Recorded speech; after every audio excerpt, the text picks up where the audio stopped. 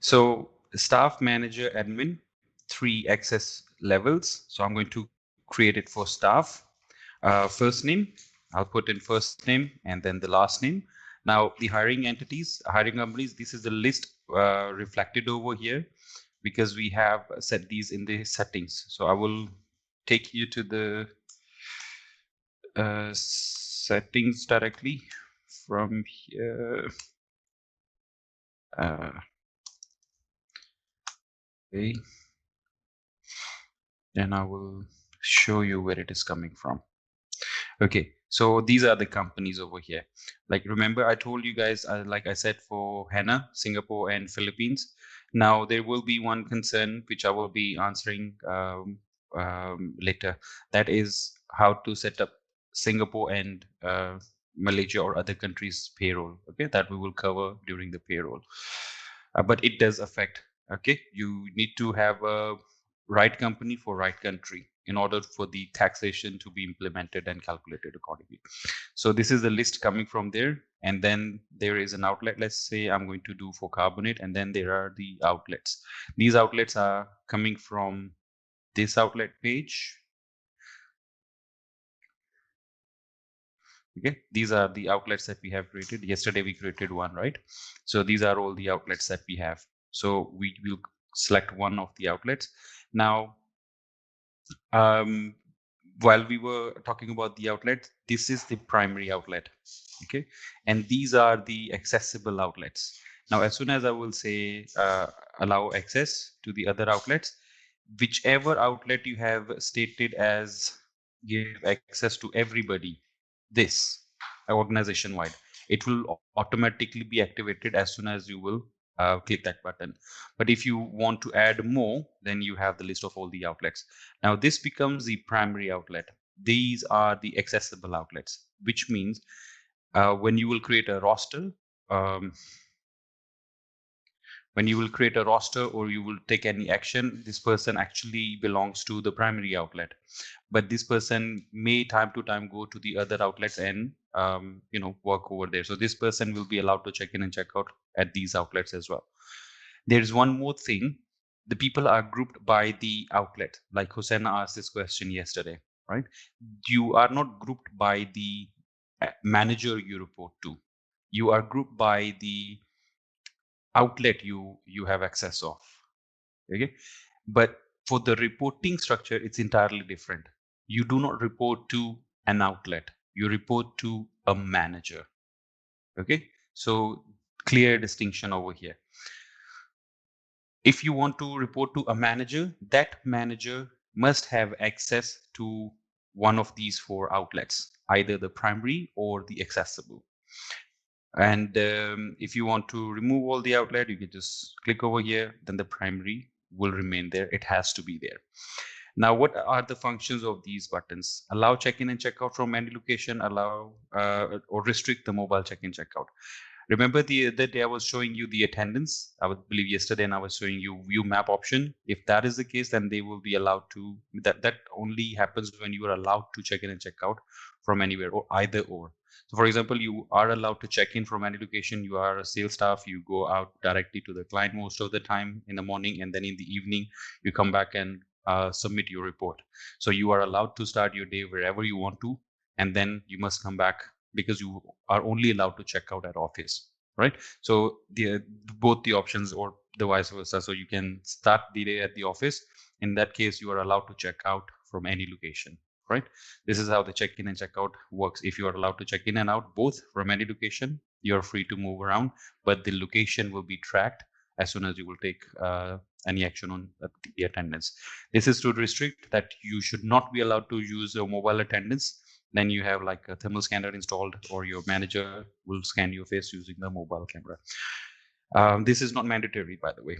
Okay, so job description, the job designation, and then joining date, then your status. Now, if you are on probation, you will be on, this probationary status: confirmed, resigned, suspended, terminated, serving notice, inactive, and casual. You mostly have heard of probation, confirmed, and resign. Suspended is like you want to restrict the access. Terminated is like you've been kicked out of the company. Serving notice, you have resigned but you haven't finished your notice yet. Inactive means this profile needs to be taken out, but the data must be preserved. Casual is for the part-timers, for the freelancers, and all those fellas. So let's say you are under probation, and then are you going to be uh, permanent, full-time, temporary, contract, part-time, casual labor, trainee, or intern, or apprenticeship, or contract for service? Now, please note, contract for service is different than any of the above. These all people are contract based. They have a written agreement. They are an employee of the company. But contract for service is a freelancer. So if you will set contract for service, there will be no pay slip generated for this employee. Rather, there will be payment voucher generated. But if you will select any of the others, there will be a pay slip. Okay, I will show you, I will tell you the difference between the payment voucher and pay slip while we are talking about the payroll.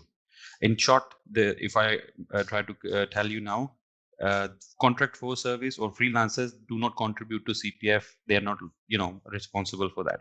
But if they voluntarily self-contributed, they will need to do it themselves.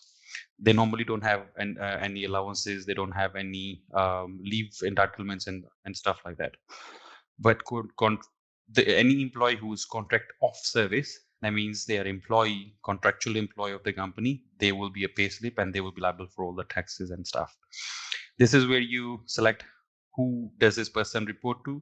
Now you see, you only have these two managers and one admin. Or rather, sorry, these are all the admins. Now, if I will increase the number of outlets from here, you will see this list will grow bigger, because now this person has access to all the outlets. That means this person previously was not there, right? Because this manager has access to one of these outlets. Yeah, I'm not sure which one. So I'm going to make him report to this Serangoon Garden is a primary outlet of this person, but you could have two accessible, like the manager could be primarily located at Serangoon Garden, but could also have access to main office. So that's why you are able to select this person. Phone number, this is where the phone number will come in, and then this is where the email address will come in. Okay, so Anik plus test at sodinemind.com. Okay, and this is where you can put in the nickname, and I'll show you the function of this in a let's go over that. So let's say your staff is not able to reset the password by going to, or like, forgot password or any other way, then you can set the password from here. I believe I've told you the conditions for the password: uppercase, lowercase, number or digit, then special character, 8 characters long minimum. Okay, so these are the 5 minimum conditions. Over here you can state, is this going to be a daily working hour person, like Mondays to Saturdays, like we have set in the general setting. Remember, we had this set over here.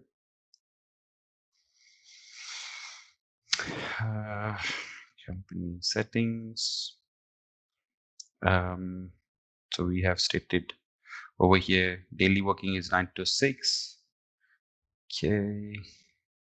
And over we have said company working days are Mondays to Saturdays, 9 to 6, and then Saturdays are half day. So let's see if it follows. Do you see it's the same thing? Because we have set in the uh, general setting, the global level setting. But over here, if I want to say, no, this person is not going to work on Saturdays, but the rest is okay, sure, you can have that. Okay. This is the individual level settings I was talking about. Now, if let's say this person was working on Saturdays and Saturday was a half day, official half day, then you will select if it's all the Saturdays or only the first Saturday. Then last occurrence, that is last Saturday, or all occurrences except first, or any like alternative ones. Now, if you have that, you can enable this option. Then you have this option also, optional day. I believe have spoken about this before. So optional day is, it is your working day, but even if you don't come to work, it's okay. If you come to work, it's still okay. Okay. So on which days you want to select, the same like we spoke about. And then the partial off day is like if I will disable this, then partial off is actually monthly partial off. It means like you have partial off on first Saturday of the month, or last Saturday on the month, or all except first or alternative, right? So that means even if I have set full day working hours over here like this, right? So that Saturday or that day you have enabled this for, uh, based on the occurrence, it will be partial off. Okay? The rest will be full days for you. So this is how you set the working days daily. Now, if you have weekly working hours, now where are these options coming from? Okay, first of all, we had said we have 44 weekly working hours. That is over here. So I will say 44 hours. Now, what is this max hours including overtime? Let me show that. Okay, so on this page, we have said that the weekly maximum hours are 68. Okay, and if there are more, discard those. This is a general setting applicable to everybody.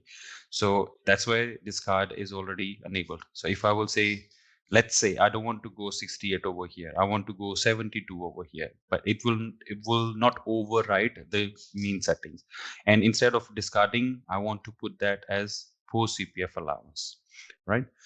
Now, if this is normally for the people who do not have fixed daily working hours. The second variant of this will be you do not have fixed off day. You have daily fixed hours, let's say, then, but you don't have any fixed off day. In this case, your timing will be dependent on rosters that your manager will set. Okay, so that um, um, that will be actually taken into consideration uh, for your working hours. Hold up, guys. Yeah, so if you have no fixed working hours or no fixed off days or both, then you will select all the days as working days, and wherever you will not create the roster in a week, that will be considered your off day. I'll show you when we are talking about the roster, which will be coming soon. Okay, so these are the normal leave entitlements. Okay, because we haven't set any ranks yet, so that's why it is pretty basic. Whatever we had set as basic, right? So let's check. You see, this is the basic. If I do not define any rank in the employee profile, which I will do in a bit. But if let's say you want to create a special leave type for this employee, only dedicated for this employee, you can do right here, and then you can say you have 8 days of this, and as soon as you will create the profile, this will create the profile. As soon as you hit the save button, now the profile has been created. Okay, so if I will go back to the main page, okay, I will see this. This is the account I've just created. Now, why there is a question mark in the red over here? There are two possibilities. This person has never set and logged in into account, set any password or logged in into account, or there could be some major information missing. Okay, as soon as this person will log into the account for the very first time, then this question mark should go away, which we will do. So I'm going to set the password. Okay. And then later on, I will log in.